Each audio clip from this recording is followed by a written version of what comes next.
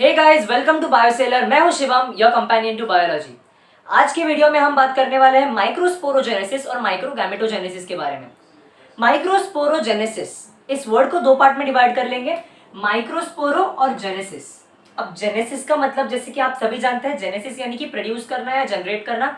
तो हम क्या जनरेट कर रहे हैं? माइक्रोस्पोरो यानी कि माइक्रोस्पोर्स जनरेट कर रहे हैं। So microsporogenesis is a process of production of microspores or the pollen grains। अब आप सभी को पता है पोलन ग्रेन्स कहाँ प्रोड्यूस किए जाते हैं? एंथर के अंदर, राइट। एंथर का जो स्ट्रक्चर है वो हम प्रीवियस वीडियो में ऑलरेडी डिस्कस कर चुके हैं, लेकिन जिन्होंने हमारा प्रीवियस वीडियो नहीं देखा है उनके लिए एक छोटा सा रिविजन, ठीक है। Pollen grain are produced in the anther and a section of anther shows three protective layers which are epidermis, okay, as you can see this one. Then we have inner endothecium. Then we have one or two middle layers. और finally we have a nutritive layer, ये जो green color में हमने draw किया है, that is the tapetum. और tapetum के अंदर there is an important tissue which is called as sporogenous tissue.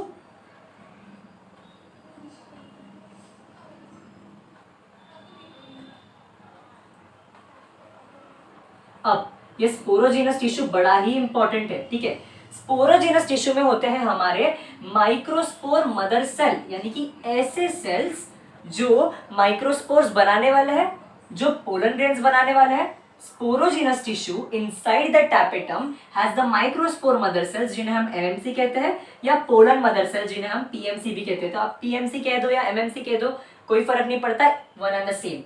ये जो पोलन मदर सेल या माइक्रोस्पोर मदर सेल होते हैं, ये डाइप्लॉइड होते हैं। यहाँ मैंने एक स्ट्रक्चर ड्रॉ कर लिया है, यू कैन सी इनमें सिंगल न्यूक्लियस है जो डाइप्लॉइड है, सेल की तरह सेल है, इनमें साइटोप्लाज्म न्यूक्लियस होगा।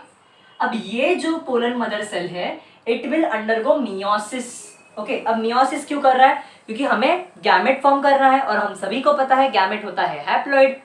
हैप्लॉइड गैमेट फॉर्म करने के लिए रिडक्शन डिविजन की जरूरत है, तो माइटोसिस करके फायदा नहीं है, इसलिए हम करेंगे मियोसिस। अब मियोसिस आप सभी को पता है, मियोसिस में दो डिविजन्स होते हैं, मियोसिस 1 और मियोसिस 2। तो microspore mother cell will undergo meiosis 1, तो एक ही सेल में हमें अब दो न्यूक्लियस दिखेंगे। इस स्टेज को हम कहेंगे डायड स्टेज, ठीक है। डाई यानी कि two nuclei in the same cell. ये जो डायड स्टेज है, it will undergo meiosis 2 finally, and then a particular stage will be form that is called as a tetrad, ठीक है। बड़ी खूबसूरत स्टेज है। एक ही सेल के अंदर हमें 4 डिफरेंट न्यूक्लियस देखने मिलेंगे, और फाइनली साइटोप्लाज्मिक डिवीजन होगा, और 4 कंपार्टमेंट जैसे कि आप देख सकते हैं। तो 4 डिफरेंट सेल्स फॉर्म हो गए क्लस्टर में, जिसे हम कहेंगे टेट्राड। अब there is a stage called a separation, ठीक है। ये जो टेट्राड में 4 सेल्स जो फॉर्म हुए हैं, ये सेपरेट हो गए। अब ये चारों, गौर कीजिएगा, मियोसिस हुआ है, इसलिए ये जो चारों सेल्स फॉर्म हुए ये होते हैं हमारे हैप्लॉइड। एमएमसी होता है डाइप्लॉइड, लेकिन टेट्राड में जो 4 सेल्स फॉर्म हुए हैं वो होते हैं हैप्लॉइड। ये चारों सेल्स सेपरेट हो गए और हमें मिलेंगे 4 हैप्लॉइड माइक्रोस्पोर्स, ठीक है। माइक्रोस्पोर्स यानी अब हमारे पोलन ग्रेन हो चुके हैं फॉर्म, करेक्ट। हमें मिले हैं 4 हैप्लॉइड पोलन ग्रेन, लेकिन ये जो पोलन ग्रेन है इन्हें हम गैमेट नहीं कहते हैं, ठीक है। Pollen grains are not the gametes, gamete अभी फॉर्म होना बाकी है। अभी तक सिर्फ माइक्रोस्पोर यानी पोलन ग्रेन फॉर्म हुआ है, और ये पोलन ग्रेन अभी भी इमेच्योर है, ठीक है। अब इन चारों में से हम किसी एक पोलन ग्रेन का स्ट्रक्चर देख लेते हैं। तो pollen grain typically it shows 2 protective layers which are called as exine and intine, ठीक है। अब ये जो एक्साइन है, ये आउटर मोस्ट लेयर है, आप देख सकते हैं हमने रेड कलर से ड्रॉ किया है। Exine is made up of something called as sporopollenin. अब ये स्पोरोपोलेनिन बड़ा ही, याद रखिएगा, बड़ा ही इंपॉर्टेंट है। Sporopollenin is the most resistant material ever known, ठीक है। क्यों? क्योंकि इनमें आप कितना भी टेम्परेचर बढ़ा लो, कम कर लो, इन्हें फर्क नहीं पड़ेगा। If you expose the pollen grain to strong acids, alkalis, कुछ नहीं, स्पोरोपोलेनिन फिर भी डिस्ट्रॉय नहीं होगा। आप कितने भी एंजाइम्स इन पे यूज कर लो, स्पोरोपोलिनिन डिस्टर्ब होगा नहीं, स्पोरोपोलिनिन को कुछ भी फर्क नहीं पड़ेगा, ठीक है। It is most resistant to temperature, acids, alkalis, enzymes, etc. Then we have a layer which is anterior to the enzyme, which is called as intine. It is made up of cellulose plus pectin, ठीक है। Cellulose और pectin से बनी हुई एक layer है intine, ठीक है। अब देखने की बात यह है कि जो एग्जाइम है वो कंटिन्यूअस नहीं है, यानी कि पोलन ग्रेन पूरी तरह स्पोरोपोलिनिन से कवर्ड नहीं होगा। कहीं कहीं देयर विल बी एरियाज जहां स्पोरोपोलिनिन एब्सेंट होगा, ठीक है, उन्हें हम कहेंगे जर्म पोर, ठीक है। देख सकते हैं आप जर्म पोर। अब क्यों स्पोरोपोलिनिन एब्सेंट रहेगा और क्यों जर्म पोर की जरूरत है? जाहिर सी बात है, पोलन ग्रेन के अंदर मेल गैमेट प्रोड्यूस होने वाला है, ये मेल गैमेट बाहर निकलना जरूरी है। हम कह चुके हैं स्पोरोपोलिनिन बड़ा ही रेजिस्टेंट मटेरियल है। अगर ये इतना ही रेजिस्टेंट है तो गैमेट बाहर कैसे आएगा? उन्हें बाहर निकलने के लिए कोई स्पेस की जरूरत है, तो ऐसी स्पेस जहां स्पोरोपोलिनिन नहीं है उन्हें कहते हैं जर्म पोर, ठीक है। अब सिंस ये नॉर्मल सेल है, इनमें भी साइटोप्लाज्म होगा, इनमें भी न्यूक्लियस होगा, तो हमारा न्यूक्लियस है, साइटोप्लाज्म है, और जाहिर सी बात है साइटोप्लाज्म है तो it will be covered by plasma membrane, okay. This is called as a microspore which is haploid, okay. ये जो है मोनोन्यूक्लिएट पोलन है, यानी कि इस पोलन में अभी तक एक ही न्यूक्लियस है, ठीक है। अब इस पोलन में होगा development, this pollen is going to undergo development and this process is going to be called as microgametogenesis, क्योंकि अब हम पोलन में गैमेट फॉर्म करने वाले हैं, गैमेट अब तक बना नहीं है। तो पोलन ग्रेन को we can call, pollen grain को हम क्या कह सकते हैं? मेल गैमेटोफाइट, करेक्ट, गैमेटोफाइट, यानी कि ऐसा सेल जो गैमेट बनाने वाला है। तो pollen grain is the male gametophyte. Also pollen grain की जो डायामीटर है वो 25 to 50 माइक्रोमीटर्स या माइक्रॉन्स के अराउंड होती है, याद रखिएगा। पोलन ग्रेन की डायामीटर कितनी है? 25 to 50 माइक्रोमीटर। अब ये जो पोलन ग्रेन है इनमें वैक्यूल्स तैयार हो गए, ठीक है, और उसके बाद असिमेट्रिक स्पिंडल तैयार होगा। अब स्पिंडल जो है वो असिमेट्रिक तैयार हुआ है, क्यों? क्योंकि हमारा जो डिवीजन होने वाला है वही असिमेट्रिक है, ठीक है। अब ये जो सेल्स है वो हैप्लॉइड है, तो जाहिर सी बात है फिर से मियोसिस नहीं हो सकता, इम्पॉसिबल। इनमें होगा माइटोसिस, ठीक है। असिमेट्रिक स्पिंडल फॉर्म होने के बाद हम ये cell, this cell will undergo mitosis to form a two cell stage, hence it is called as a binucleate pollen. अब ये जो दोनों सेल्स है इनमें से एक सेल बड़ा है, ठीक है, और उसमें भरपूर साइटोप्लाज्म है। साइटोप्लाज्म भरपूर है मतलब न्यूट्रिटिव फंक्शन है, बहुत सारा न्यूट्रिटिव मटेरियल है इनमें, जिसे हम कहेंगे वेजिटेटिव सेल, ठीक है। किसे न्यूट्रिशन प्रोवाइड करेगा? This vegetative cell will provide nutrition to the gametes that are going to get formed inside the cell, ठीक है, वेजिटेटिव सेल। और there is one more small spindle shaped cell, छोटा सा cell है जिसे हम कहते हैं जनरेटिव सेल। अब वेजिटेटिव सेल का जो न्यूक्लियस है वो इर्रेगुलरली शेप्ड है, इर्रेगुलर शेप न्यूक्लियस,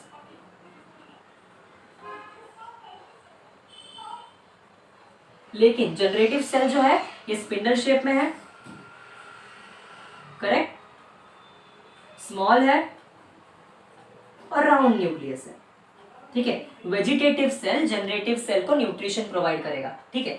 इसे हम बाइन्यूक्लिएट पोलन कहते हैं। 60% ऑफ द प्लांट्स में पोलन ग्रेन इस स्टेज में एंथर के बाहर छोड़ा जाने वाला है, ठीक है। कितने? 60% ऑफ द प्लांट्स में। लेकिन अभी तक याद रखिएगा पोलन ग्रेन मैच्योर हुआ नहीं है, ठीक है, क्योंकि ये जो बाइन्यूक्लिएट पोलन है इनके अंदर का जो जनरेटिव सेल है it will undergo one more mitosis to form 2 male gametes, right. 2 male gamete तैयार होने वाले हैं, ठीक है। अब दो चीजें हो सकती है, मैंने कहा 60% में जो पोलन ग्रेन है वो बाइन्यूक्लिएट स्टेज में रिलीज किया जाता है। इसका मतलब यही है कि ये जो बाइन्यूक्लिएट पोलन है ये स्टिग्मा पे लैंड होगा, रिसीव किया जाएगा स्टिग्मा के थ्रू। रिसीव होने के बाद इनमें माइटोसिस होगा और ये ट्राइन्यूक्लिएट स्टेज में चला जाएगा, ठीक है, क्योंकि 2 मेल गैमेट बनना जरूरी है, याद रखिएगा।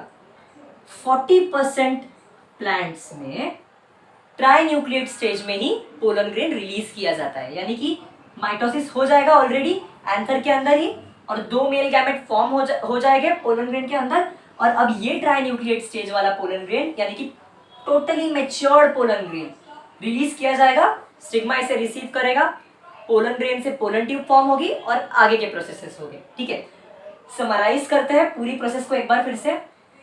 माइक्रोस्पोरोजेनेसिस और माइक्रोगैमेटोजेनेसिस। माइक्रोस्पोरोजेनेसिस में हम प्रोड्यूस करते हैं माइक्रोस्पोर, माइक्रोगैमेटोजेनेसिस में हम प्रोड्यूस करते हैं माइक्रोगैमेट्स। ठीक है, अब माइक्रोस्पोरोजेनेसिस में पोलन ग्रेन प्रोड्यूस करेंगे हम एंथर में। एंथर में होते हैं एपिडर्मिस, एंडोथीशियम, मिडल लेयर्स और tapetum. Tapetum provides nutrition to the sporogenous tissue. Sporogenous tissue में होते हैं एमएमसी या पीएमसी, माइक्रोस्पोर मदर सेल या पोलन मदर सेल, कुछ भी कह दो। ये होते हैं डाइप्लॉइड, ये मियोटिक डिवीजन करके फॉर्म करते हैं डायाड और फिर टेट्राड। टेट्राड में 4 न्यूक्लियस और 4 सेल्स हो गए अल्टीमेटली, जो हर एक सेल होगा haploid. This tetrad will undergo separation to form 4 individual independent haploid microspores. अब ये 4 माइक्रोस्पोर्स इंडिपेंडेंटली माइक्रोगैमेट्स फॉर्म करने वाले हैं। हमने एक ही देखा इनमें से, तो यहां तक माइक्रोस्पोरोजेनेसिस था। अब इसके आगे माइक्रोगैमेटोजेनेसिस शुरू होगा। माइक्रोगैमेटोजेनेसिस तो देख लेते हैं पोलन ग्रेन का स्ट्रक्चर। पोलन ग्रेन में there are 2 protective layers which are exine and entine. Exine is made up of sporopollenin. Sporopollenin काफी रेजिस्टेंट मटेरियल है, कि इसीलिए हम पोलन को फॉसिल्स की तरह भी देख सकते हैं, क्योंकि पोलन ग्रेन इजीली डिग्रेड हो सकते नहीं, इसलिए बहुत ही अच्छे से प्रिजर्व होते हैं पोलन ग्रेन्स। ठीक है, देन एक्साइन जो है वो कंटिन्यूअस नहीं है, नॉन कंटिन्यूअस है, क्योंकि एक्साइन पे देर आर एरियाज जहां पे स्पोरोपोलेनिन एब्सेंट होगा, उन्हें हम कहते हैं जर्म पोल। लेकिन इंटाइन कंटिन्यूअस है। इनसाइड हमें साइटोप्लाज्म है, हमारे पास न्यूक्लियस है। ठीक है, cytoplasm is covered by plasma membrane. This is a mononucleate pollen, अभी तक मैच्योर नहीं है। अब हमें इनको मैच्योर करना है, इनमें डिवीजन करना है, जिसके लिए हमें वैक्यूल्स फॉर्म कर रहे हैं।